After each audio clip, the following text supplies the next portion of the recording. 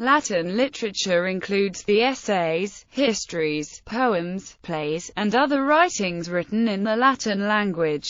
Beginning around the 3rd century BC, it took 2 centuries to become a dominant literature of ancient Rome, with many educated Romans still reading and writing in ancient Greek, as late as Marcus Aurelius. Latin literature was in many ways a continuation of Greek literature, using many of the same forms. Latin was the language of the ancient Romans, but it was also the lingua franca of Europe throughout the Middle Ages. So Latin literature includes not only Roman authors like Cicero, Virgil, Ovid and Horace, but also includes European writers after the fall of the empire, from religious writers like St. Augustine and Aquinas, to secular writers like Francis Bacon and Baruch Spinoza. History. Early Latin literature. Formal Latin literature began in 240 BC, when a Roman audience saw a Latin version of a Greek play. The adapter was Livius Andronicus, a Greek who had been brought to Rome as a prisoner of war in 272 BC. Andronicus also translated Homer's Greek epic The Odyssey into an old type of Latin verse called Saturnian. The first Latin poet to write on a Roman theme was Gnaeus Naevius during the 3rd century BC. He composed an epic poem about the First Punic War, in which he had fought. Naevius's dramas were mainly reworkings of Greek originals, but he also created tragedies based on Roman myths and history. Other epic poets followed Naevius.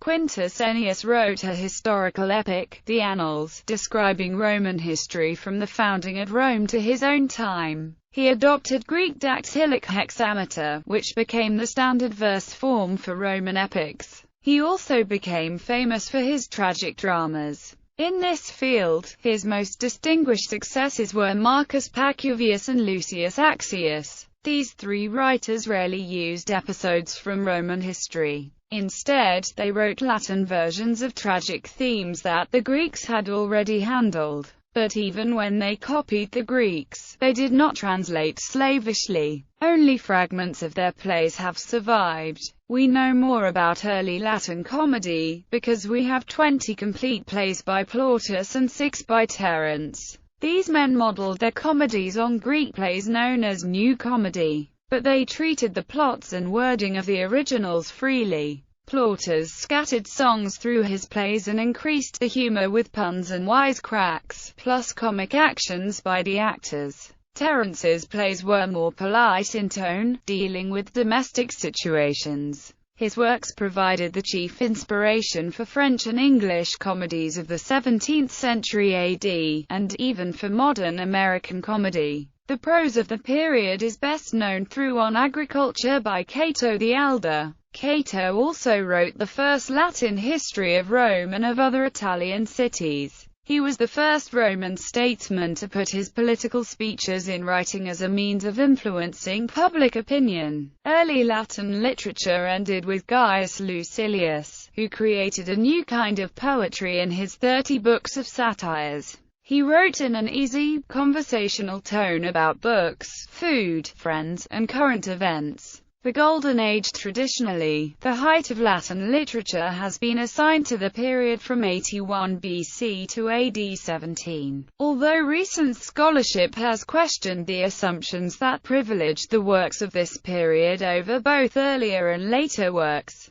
this period is usually said to have begun with the first known speech of Cicero and ended with the death of Ovid. The age of Cicero. Cicero has traditionally been considered the master of Latin prose. The writing he produced from about 80 BC until his death in 43 BC exceeds that of any Latin author whose work survives in terms of quantity and variety of genre and subject matter, as well as possessing unsurpassed stylistic excellence. Cicero's many works can be divided into 4 groups: letters, rhetorical treatises, philosophical works, and orations. His letters provide detailed information about an important period in Roman history and offer a vivid picture of the public and private life among the Roman governing class. Cicero's works on oratory are our most valuable Latin sources for ancient theories on education and rhetoric. His philosophical works were the basis of moral philosophy during the Middle Ages. His speeches inspired many European political leaders and the founders of the United States. Julius Caesar and Sallust were outstanding historical writers of Cicero's time. Caesar wrote commentaries on the Gallican civil wars in a straightforward style to justify his actions as a general. Sallust adopted an abrupt, pointed style in his historical works. He wrote brilliant descriptions of people and their motives.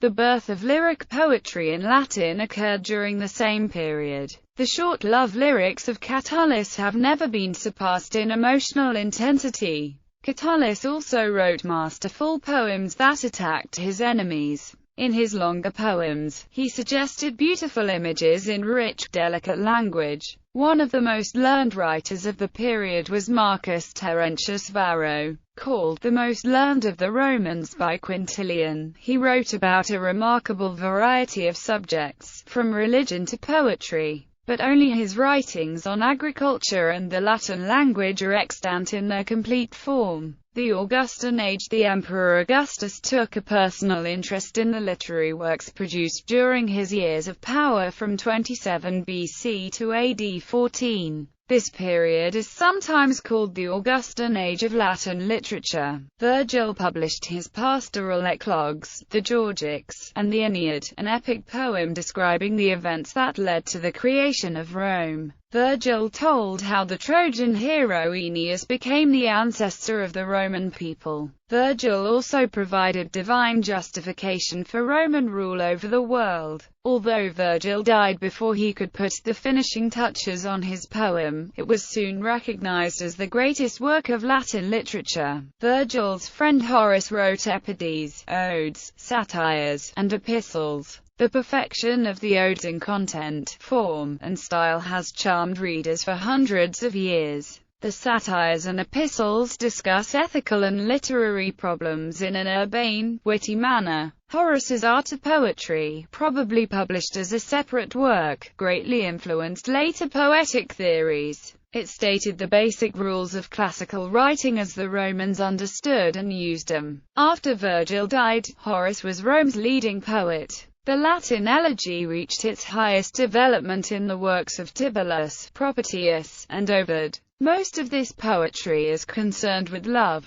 Ovid also wrote the Fasta, which describes Roman festivals and their legendary origins. Ovid's greatest work, the Metamorphoses, weaves various myths into a fast-paced, fascinating story. Ovid was a witty writer who excelled in creating lively and passionate characters. The Metamorphoses was the best-known source of Roman mythology throughout the Middle Ages and the Renaissance. It inspired many poets, painters, and composers. In prose, Livy produced a history of the Roman people in 142 books. Only 35 survived, but they are a major source of information on Rome. The imperial period from the death of Augustus in AD 14 until about 200. Roman authors emphasized style and tried new and startling ways of expression. During the reign of Nero from 54 to 68, the Stoic philosopher Seneca wrote a number of dialogues and letters on such moral themes as mercy and generosity. In his Natural Questions, Seneca analyzed earthquakes, floods, and storms. Seneca's tragedies greatly influenced the growth of tragic drama in Europe. His nephew Lucan wrote the Pharsalia, an epic poem describing the civil war between Caesar and Pompey. The Satyricon by Petronius was the first Latin novel. Only fragments of the complete work survive. It describes the adventures of various low-class characters in absurd, extravagant, and dangerous situations, often in the world of petty crime. Epic poems included the Argonautica of Gaius Valerius Flaccus, the Thebaid of Statius, and the Punica of Silius Italicus. At the hands of Martial, the epigram achieved the stinging quality still associated with it. Juvenal brilliantly satirized vice. The historian Tacitus painted an unforgettably dark picture of the early empire in his Histories and Annals, both written in the early 2nd century. His contemporary Suetonius wrote biographies of the 12 Roman rulers from Julius Caesar through Domitian. The letters of Pliny the Younger described Roman life of the period. Quintilian composed the most complete work on ancient education that we possess. Important works from the 2nd century include the Attic Nights of Aulus Gellius, a collection of anecdotes and reports of literary discussions among his friends, and the letters of the orator Marcus Cornelius Fronta to Marcus Aurelius. The most famous work of the period was Metamorphoses, also called The Golden Ass, by Apuleius. This novel concerns a young man who is accidentally changed into a donkey. The story is filled with colorful tales of love and witchcraft. Latin in the Middle Ages and Renaissance. Pagan Latin literature showed a final burst of vitality in the late 3rd century through 5th centuries.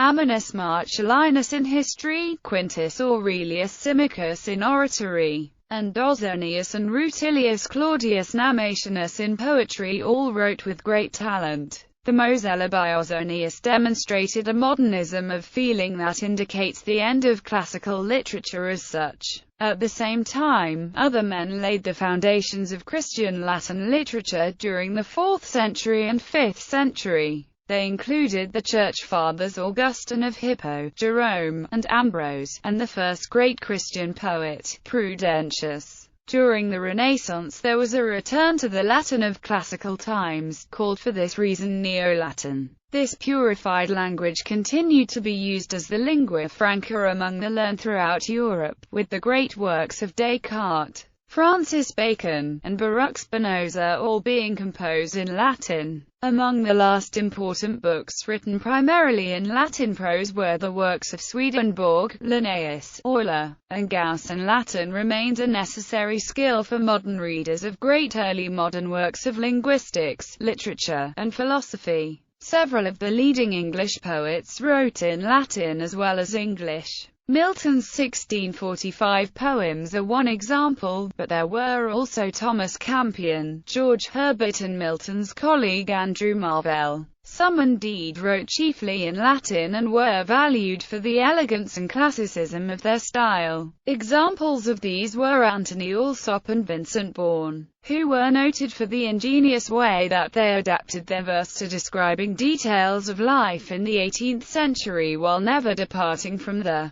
purity of Latin diction. One of the last to be noted for the quality of his Latin verse well into the 19th century was Walter Savage Landor. Characteristics of Latin literature. Much Latin writing reflects the Romans' interest in rhetoric, the art of speaking and persuading. Public speaking had great importance for educated Romans because most of them wanted successful political careers. When Rome was a republic, effective speaking often determined who would be elected or what bills would pass. After Rome became an empire, the ability to impress and persuade people by the spoken word lost much of its importance. But training in rhetoric continued to flourish and to affect styles of writing. A large part of rhetoric consists of the ability to present a familiar idea in a striking new manner that attracts attention. Latin authors became masters of this art of variety. Language in form. Latin is a highly inflected language, with many grammatical forms for various words. As a result, it can be used with a pithiness and brevity unknown in English. It also lends itself to elaboration, because its tight syntax holds even the longest and most complex sentence together as a logical unit.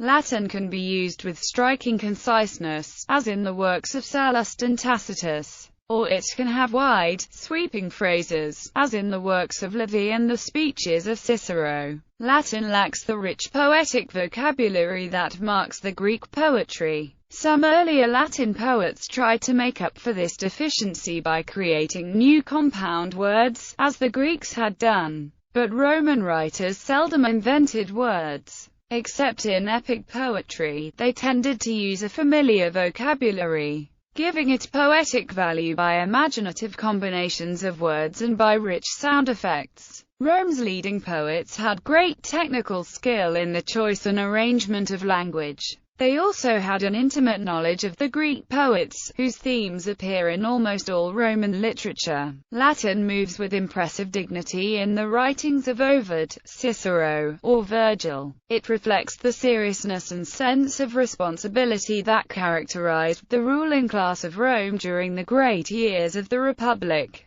But the Romans could also relax and allow what Horace called the Italian vinegar in their systems to pour forth in wit and satire.